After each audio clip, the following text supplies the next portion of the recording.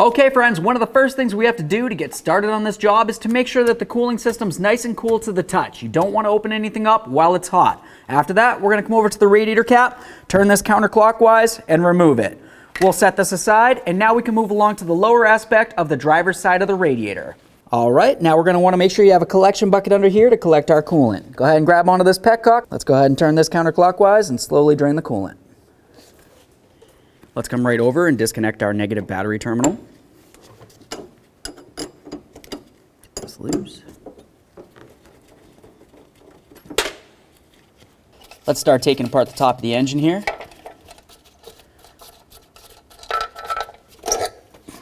Let's carefully lift up on this. We want to be very careful not to dump any dirt into our engine. And I'll just pop this off of here so we can set it aside. With the air filter housing out of the way, let's go ahead and grab onto this right here. Just going to lift this up. Inspect your gasket, make sure it's still in good condition. You can set this aside. Now I'm going to grab this gasket from under here. Inspect that as well. Set it aside. Along the passenger side, let's remove some electrical connectors. Every time you remove an electrical connector, just inspect it. If you see any funny colors, it's corrosion and it needs to be dealt with. This one's got a tab underneath. Let's lift on that. Set that aside as well. Let's move along the front here. Remove these vacuum lines. You just want to give these a squeeze, make sure they're still soft and pliable, and of course the line itself isn't damaged in any way. Remove that hose as well. Go ahead and give that a wiggle. Remove it right from that PCV valve. Let's get this wiring out of here. Just going to gently slide it out. There we are. Now for these right here, there's two little tabs up along the top. You just gently squeeze those together, give this a wiggle and slide it off. Do the same on the other one. Now once we remove these for the intake, we're going to also remove this. Let's go ahead and grab onto this. Get all this right out of the way. Now I'm just going to carefully pry this hose off of here. Inspect that hose as well. Now we're going to move along to the driver's side and start removing our cables. This cable right here has a little Lucky-Do clip on it, so I'm just going to carefully get in between this area, separate it, and then lift this up and off. That's what the clip looked like. Now I can grab onto this, slide it right off of there.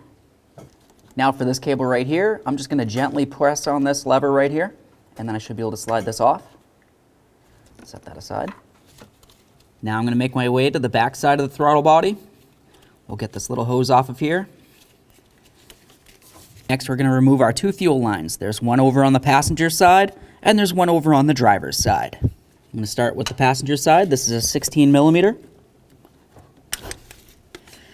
There could be fuel inside these lines, so you want to be very careful. There's that one. Now I'm going to move over to the driver's side. This one's a 17 millimeter. I'm just going to use some pliers to hold the fitting still for me.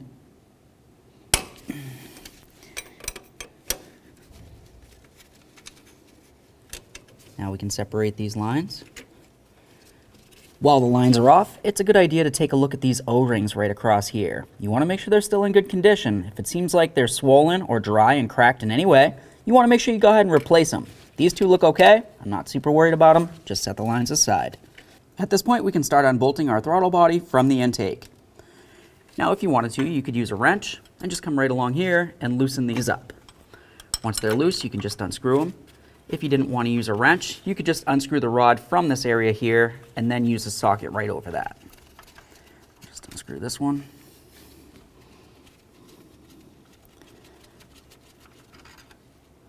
Do the same to the other side.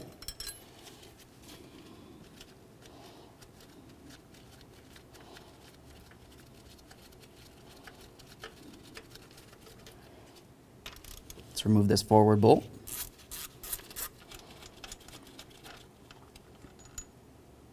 Now we should be able to lift this up. All right. Now I'm just going to go ahead and fill in these holes right here so no debris can make its way down into the intake. The next thing I want to do is start taking care of some of the debris that's sitting up along the top of this engine. If you look up along here, you can see that there's a lot of accumulation that's built up on here. I want to make sure that none of this can fall inside the engine. I'm just going to scrape it up a little bit, and then I'll use a vacuum and maybe even an air gun. Now we're going to move along to removing the distributor cap. You're going to have some spark plug wires located all over the top of it. You want to make sure that you mark them so you know exactly where they go. Now this one right here that's facing directly towards the coil wire is going to be for cylinder 1. Cylinder 1 is going to be the closest to the front of the driver's side bank. After that, it's going to go to the passenger side. 2, 3, 4, 5, 6, 7, 8. Just like that. Once they're all marked, take a quick note of exactly where each of them are. You have cylinder 1 spark plug wire, then 8, and it continuously goes around. Just take a note so you know exactly where they all go back onto the distributor cap. Let's go ahead and pop these off of here.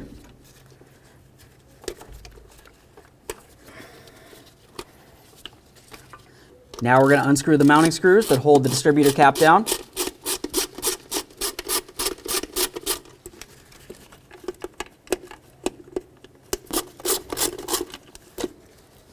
Once those are loose, go ahead and lift this up, slide it aside. Now it's going to be time to put the engine on top dead center. We're going to do that partially by looking at this right here. What we essentially want is to make sure that we have this electrode right there facing towards this coil right here. It should be pretty much directly. That's going to mean that it's on cylinder 1. But we also want to make sure that we're on cylinder 1 with the compression stroke. The next thing we'll do is come down to our cylinder 1 spark plug wire. Go ahead and give that a wiggle and remove it from the spark plug. Inspect that wire, make sure it's in good condition. Set that aside. Remove your spark plug. Use your 5/8 spark plug socket.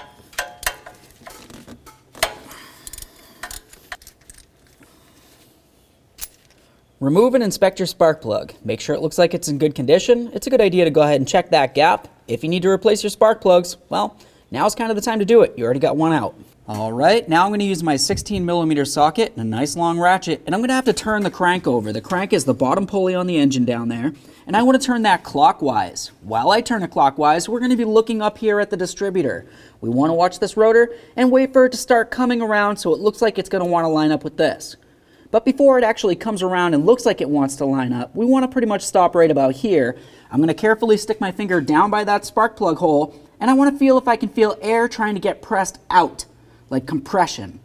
Once you feel that air, and it is lined up with this area right there, you know you're pretty much at top dead center. Go ahead and turn this.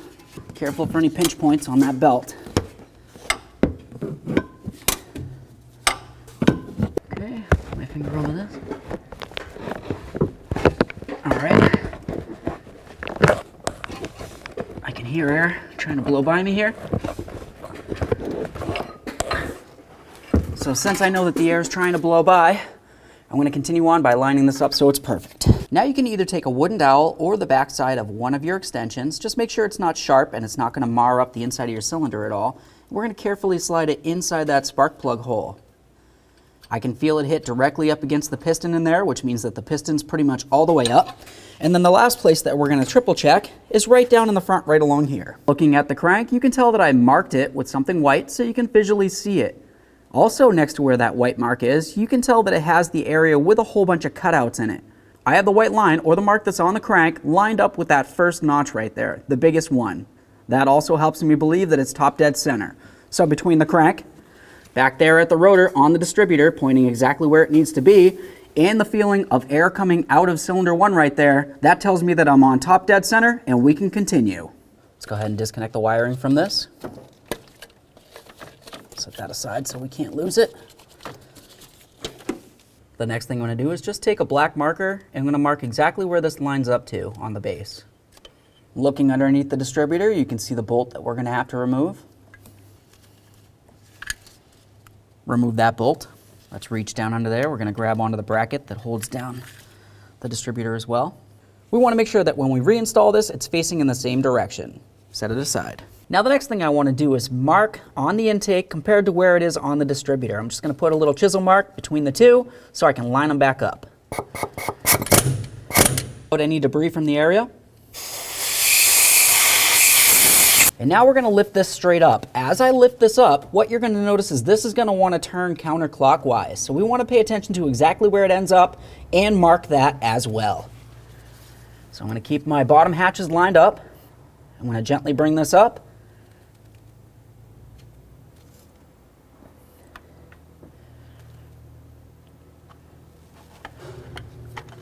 Okay, now I'm just going to take this, bring it straight down, make my mark. So now I have this marked. This is the position that I'm going to have the distributor at when I go to install this back into the truck. Of course, I want to have that marked. When I bring this back down and I line up my original position down along the base, this should line up back with the black. If it doesn't, that means I need to lift it back up and retry again. Let's plug this hole as well. Now the next thing I'm going to do is take off this nut right here. Now we can take this bracket, slide it up and out of the way. Let's pop this hose off of here. It's going to be time to remove these wires. Remember that the black one is on the passenger side and the gray one is over on the driver's side. Go ahead and lift up on the two tabs. Lift them up and off of there, inspect them, set them aside. Now we're going to remove our two mounting bolts for this.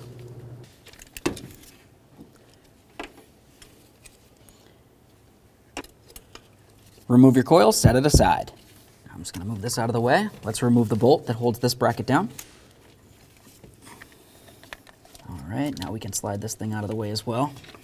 Next, we want to remove the coolant tube from this area here. Generally, there's going to be tabs that look just like this right there. On ours in particular, the other side's broken off, so I can't squeeze these and lift it up and off. I'm just going to use an 1 1/16 wrench and just remove this from the intake. All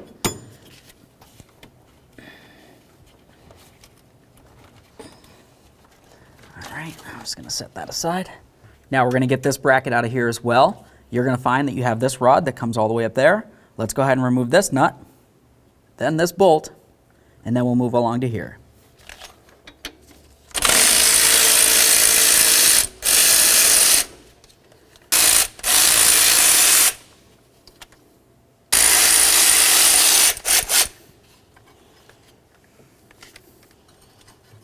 And we can take this, slide that out of the way, grab this bracket.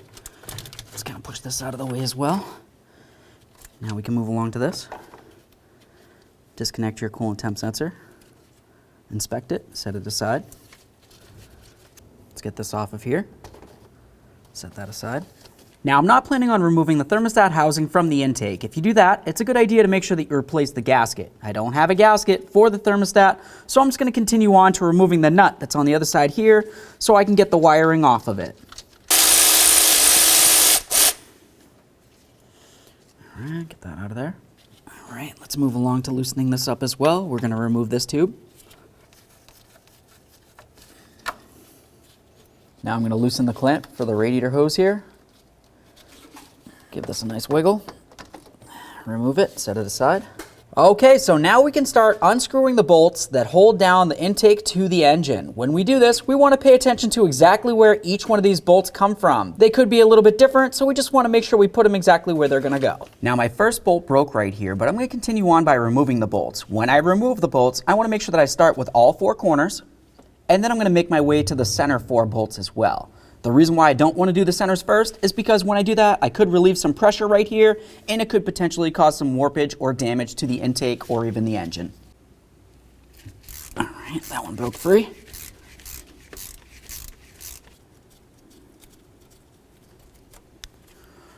All right, now I got that one out. We're going to do the same to the rest, but something to pay attention to is all this along here. That's corrosion, and that's more than likely the reason why the forward bolt right there broke as well. With all the bolts out, let's go ahead and spray this down with some more air. Let's go ahead and break this free.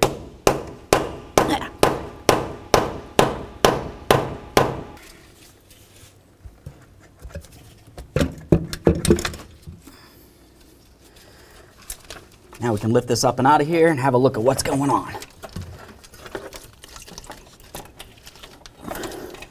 Let's use some rags and go ahead and plug up these ports so no debris falls inside while we remove the gaskets. Let's just go ahead and cover up the center here. Of course, we're going to clean that out when we're done, but this is going to help prevent any more debris from making its way into the center. Let's get the gasket off of here. Wow, this thing is really bad. We need to get all the gasket off of here and then clean up the engine head so it's nice and smooth. Now what we want to do is start cleaning up the surfaces of the engine where our new gaskets and seals are going to ride. I'm just going to use some parts cleaner on a rag and I'll try to wipe this down. After that, I'm going to continue on with a nice sanding block and make sure that I sand everything nice and smooth. Just going to try to get off the majority of the oils here.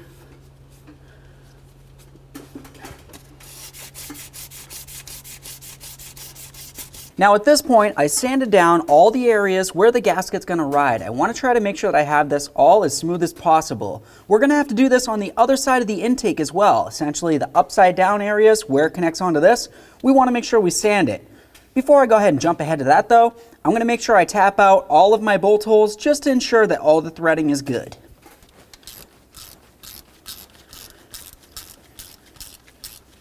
Now I'm just going to go ahead and spray this out. Do the same to all the other holes. Okay, we tapped out all the holes. Now I'm going to leave all my rags inside here for now. I'll clean up this mess in a little bit. I'm going to get over to that intake and start cleaning it down. Now for the intake, it's a good idea to try to clean everything down overall, but there are some places that you want to pay special attention to. We have all of our bolt holes. You want to make sure that they're in good condition. If it looks like they're obstructed like this right here, just go ahead and use a bore brush or whatever you might happen to have and clean them out. All right, those look a lot better now. The next thing I want to pay attention to is the area where the EGR valve is. This area right here. It mounts onto the intake, and you want to make sure that it's free and clear of any obstructions. All this right here could be an obstruction that's going to block the EGR valve from doing its job. All right, let's continue on with some sandpaper and our sanding block. Get this nice and smooth. We have everything nice and sanded down. As you can tell, it's perfectly smooth. This looks amazing, an exception of just a couple areas that I want to point out to you. There are some areas where there's a little bit of light pitting on this. If this light pitting was large or excessive to the point that it kind of came out and around to the edge like this, well, that could cause an issue where something might be able to escape by, whether it's coolant or even air, and it's going to, of course, cause an issue. This pitting is very minor. It's not necessarily something I'm worried about. I just wanted to mention it to you. So we're back at the engine, and what I want to do is use a vacuum cleaner. I'm going to try to vacuum out all these holes to try to just get out any of the debris that might have made its way on top of the rags. Start at the top, make your way down. All right, now we can start removing all of our rags that we have that are plugging up the ports. Okay, now we can start getting the mess out of the belly here, and then we'll clean this out as well. I'm going to take this absorbent pad here and just start soaking up the materials on the inside, and then I can clean up the dry materials afterward.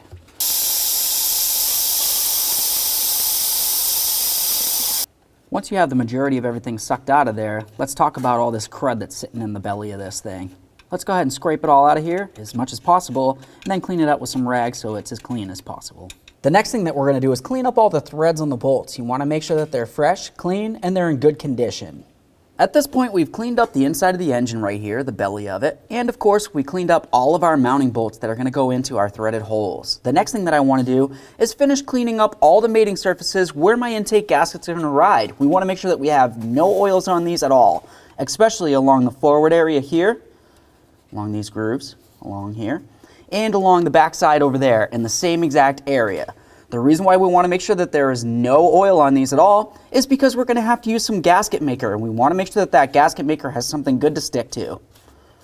Once you do the engine, do the same to the backside of your intake. All those mating surfaces where your gasket's going to ride need to be clean and free of any oil or debris. Once you have everything cleaned down, let's continue on with a little bit of that gasket maker. If your intake looks like mine and it has some light pitting, I'm just going to use a little bit of this RTV or gasket maker, and I'm just going to make a very thin coating on it. Essentially, I just want to go ahead and fill in any of those pits so there's no way anything can make its way out of there. Let's get this nice and smooth. Any more? Let's go around the whole intake, check for pitting. Do the same thing on the engine block itself, and once we get this done, we'll move along. Now, I don't see any pitting on the engine itself, but where we do want to put some gasket maker is along this whole front area like I told you before. When I do this, I'm just going to put it all coming across like that, and then I can spread it out. I want to kind of leave like a nice thick bead on there, but not so thick that it's going to go ahead and blob off and fall into the engine at all. I definitely want to make sure I get into each of these little crevices right here, and then just make my way across this whole thing. And what we want to do is just have enough RTV on there so that once this actually gets put on, or so once the intake gets put on, it's going to be able to squish this down and make a nice seal. Once we have our beads in those areas, I'm just going to take a little bit more of that gasket maker Just make a couple thin areas right along these, just like this, on both sides. This is going to help make sure that the gasket stays where we need it when we go to put it on here. Now it's time to get our gasket on there. A couple things that you want to pay attention to. Sometimes you'll find some writing that'll say this side up.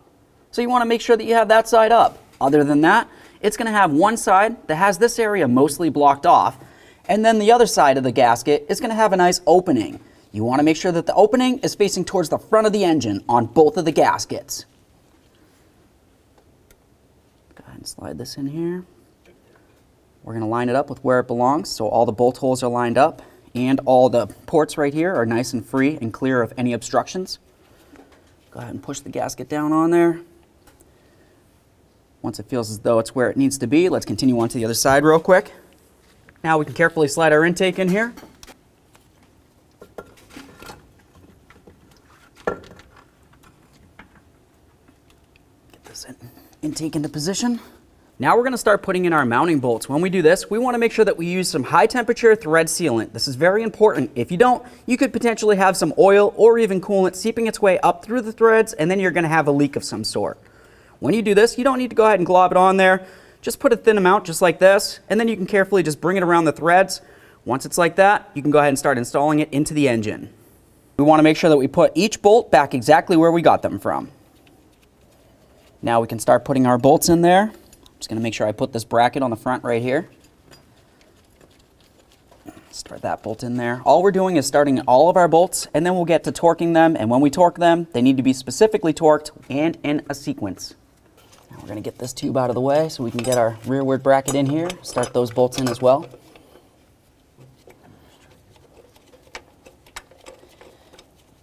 For this rear bolt, let's go ahead and bring this bracket down.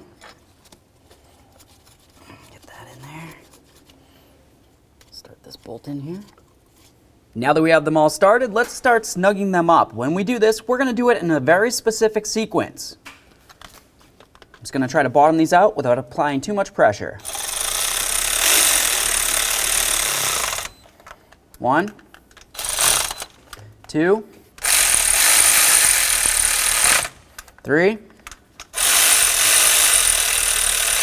4, 5, 6, 7,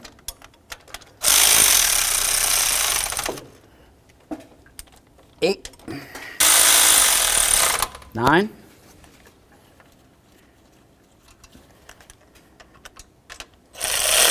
10, 11, 12. I'm going to torque this in the same sequence to 25 foot-pounds. Alright, so I finished going around the first time torquing. I'm going to continue doing this at least one more time. I want to do this because as I get to this point, the center bolts could potentially be a little bit looser than the specified torque at this point. Let's do this 2 times. If we need to do it a third, of course you can do that as well. Oh yeah, see? It turns quite a bit more at this point. One more for good measure. Now let's take some thread sealer, put it right on this tube right here. We'll start screwing that into the intake as well. Okay, that feels pretty good. Now we're going to move along to installing our distributor. Go ahead and remove that original gasket. That's not something that you want to reuse, especially if it's damaged like this one. We'll set that aside. Replace it with a brand new gasket here. Should just slide right over. Now once I start sliding it up, I'm going to make sure that the base area along here is nice and clean and free of any debris.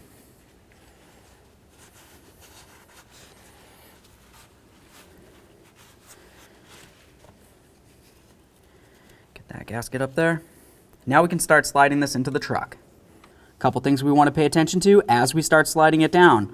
We have the lower area down here at the base. That's the area that we want to make sure that we match up our marking on with the marking on the engine itself. Once the base is in place, we're also going to make sure that we have the original marking where we mark the distributor at the original point and then to where it should line up to once it's all the way slid in.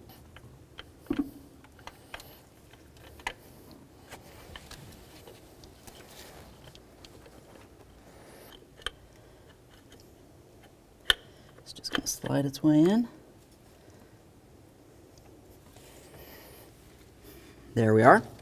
So now looking down here, I can tell that I have my base perfectly lined up. I have my two markings directly lined up, so I know that the base is where it needs to be. The next thing we're going to pay attention to is right up here. I want to make sure that this is lined up with my marking, which essentially is going to be lined up directly with that coil. As you can tell, it's lined up perfectly. If for some reason this is off to one side or even the other of your marking, just carefully lift this up, bring it over just a little bit more, and then try to bring it back down again. See if you can get it to line up perfectly. You need to have this as close as possible. Now we can get our bracket on there. We have the side that's kind of beveled a little bit. You can tell that it kind of bevels like this. I want to make sure that it's facing down. I don't want to have it curled up like that because it won't put enough pressure on the distributor itself. Put that facing down. Triple check just to ensure that your markings are still lined up. That looks pretty great. Get this in there. Get our bolt in there. Alright, so I've got that so it's bottomed out. Just give it a little bit extra there. Go ahead and grab onto your base. Try to give it a wiggle. You want to make sure it can't spin or move in any way. Let's get our ignition coil on there. I'm just going to slide it underneath this bolt right here. We'll bring this over. Take our short bracket bolt here. Start that on there. Snug up those bolts.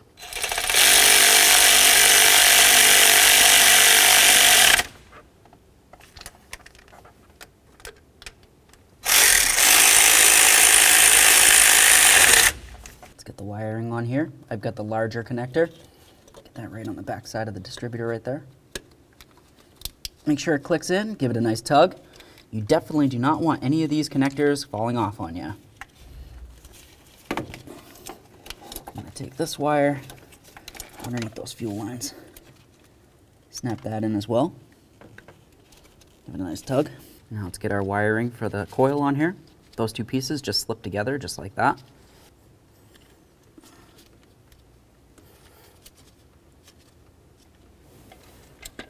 Get our distributor cap back on there. You want to make sure that everything lines up. Should slide right on and settle in where it needs to be. Once it is, go ahead and start in both of your bolts. Once they're both started, snug them up. Okay, that bottomed out. Just give it a teeny bit more. Do the same to the other one. Now we can start getting our wires back on there. Just going to take that coil wire. That one we know goes in the center. Let's grab the rest of those wires. We're just going to put them back exactly where we got them from. This one right here.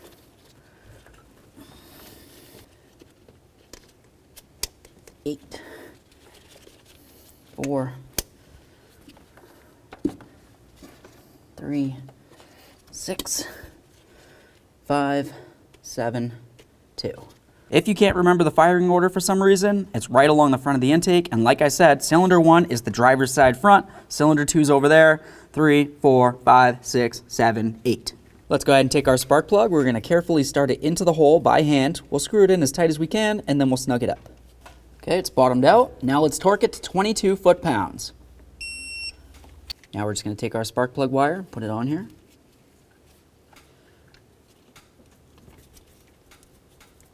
Make sure it's on there nice and secure. Give it a couple good twists and a little tug. And it couldn't hurt to check the rest. Okay, now we can take this bracket. We're going to slide it over the second from the rear stud right there, and then take one of our nuts and put it on there. We'll snug that right up.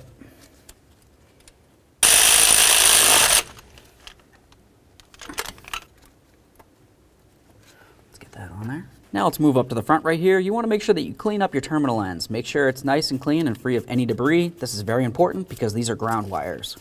Once you have everything cleaned up, let's go ahead and put this on here. Now we're going to take our bracket right here. This is essentially just going to go across all the way over to where this bracket's going to be in. Once you have that all lined up, let's continue on by putting in these bolts as well. The bolt with the stud went right up here. And now something I noticed for this one down here is it had just a regular plain old bolt. The problem with that though is if you were to tighten up this side back here, it's going to go ahead and lift this bracket right up very high. And if you went ahead and put in this bolt, it's going to try to tighten it down and it could potentially cause some damage. So I found some washers. I'm just going to go ahead and stick them underneath here. We'll line this up. Put our bolt down through there. Now we'll move up to here. Get that nut on there, snug it up.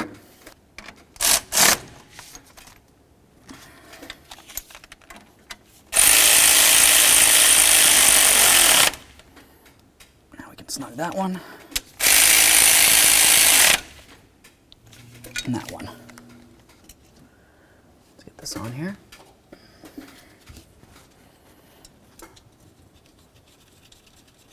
Get that mounting nut on there. Snug it up.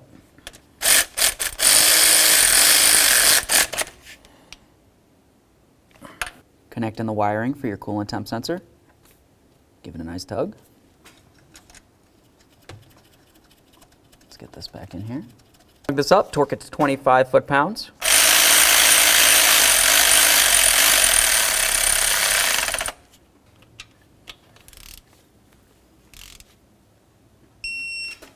Just double check this one.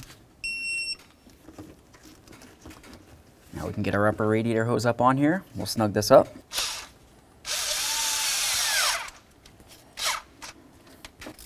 Make sure it's nice and snug with a ratchet. Now we can grab this, put it right up on here. Let's get our vacuum tube on here. This is the line that leads to our vacuum booster, right over here. All right, bottomed out. Nice and tight. I put the throttle body inside a nice collection area here, so that way there I can go ahead and remove this gasket. Just carefully pull it right off of there. Can set that aside. And now what I generally like to do is go ahead and clean this down. If you see any black inside there, it's probably some sort of carbon buildup, and you want to make sure it's nice and clean so this can function properly. If you wanted to open up the valves, you can just go ahead and turn it just like this. That way there you can clean everything properly. The next thing that we want to do is make sure that there isn't any residue from our original gasket on this. If there is, just use a nice flat blade razor and just kind of scuff it right off of there. Let's take our gasket for the throttle body. We're going to put it right down onto the intake here. Line up all three of your bolt holes, grab that throttle body, line it up as well. Start in all three of your mounting bolts.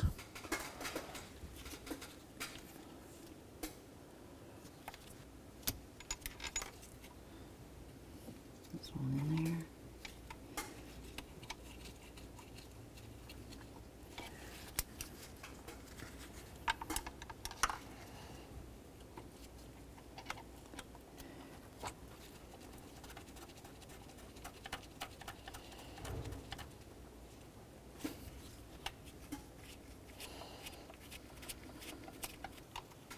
Now we're just going to bottom out the bolt in the front there and both of these nuts right along here.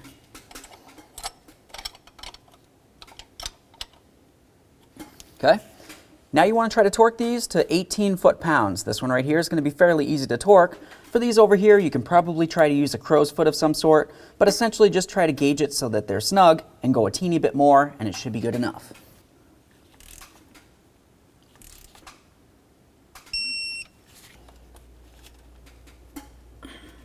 Connect your connectors, give them a nice tug after you get them in there. Bring this down. Connect that on there. Take this one, slide it right down here. Let's take this and put it on our PCV hose. Bring this one over here. Put it on there. If it feels like any of these connections are loose or they feel like they want to slide off, you definitely want to make sure you put a wire tie or something to hold them on there so they're secure. On the back side of the throttle body, let's go ahead and put this on here. And now we can start connecting in both of our fuel lines. You have one here, and then you should have the other one that goes in on the other side. Okay, that one bottomed out. Just give it a little bit more. Do the same to the other fuel line. Now let's get our cables on here. Slide this on. There we are. Make sure it definitely doesn't fall off. Now we're going to continue pulling on this so we can put this cable on. Now once you have that cable on there, you're going to want to put on this locking clip right here. Essentially you just go ahead and press it on there and then press it down, and then just make sure that the locking clip cannot fall off. It needs to have this little tab along the side here. That way there, when you go ahead and you step on the gas pedal, this is going to be able to function as it should. Now let's grab this wiring and reconnect this in. Give that a nice tug. Slide this in here. You want to make sure this is completely seated because you're going to have a gasket that comes along here, and that has to hold moisture and debris out of your throttle body area. Now we can take these and we're just going to line them up with their little pitons. Press it in, listen for a click, give it a nice tug. Make sure it's secure.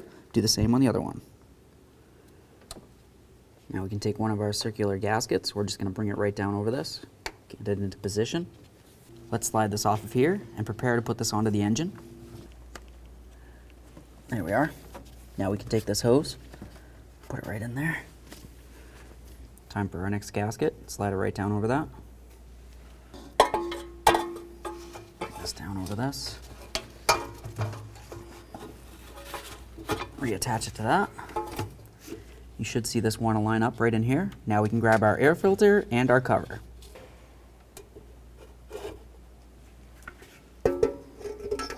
This cover you can put in any direction you want to have. This is just the way that the cover was originally, so I'm going to go ahead and put it the same way. Make sure these are nice and tight.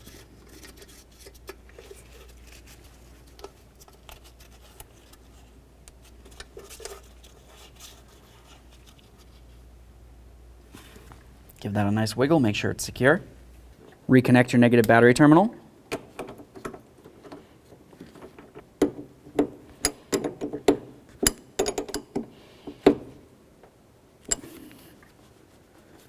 Now let's get down here and tighten up our petcock. All right, that's nice and snug. I don't need to break it off. Now it's going to be time to fill the coolant. I'm going to use universal coolant, and I want to make sure that it's 50-50 pre-diluted. If you don't get pre-diluted, you need to make sure that you mix it with water, 50-50 concentrate to water. Now, if you wanted to, you could use one of these little funnels right here, and this is how you could fill it. Okay friends, we got the intake gasket in there. We also made sure that we did an oil change. We replaced the oil with the proper oil, and of course we replaced the oil filter before we started up the truck. Now at this point we're going to go ahead and start up the vehicle. We want to let it run for a little bit. We want to make sure that we burp out all the air inside of our cooling system. The best way to do this would be to have the vehicle running for a little bit, and you want to make sure that you have the heat on the hot setting. That's going to help open everything up and make sure that the air can circulate out of the system and coolant can make its way into where it needs to be. After that, go ahead and put on that radiator cap and then take it for a road test.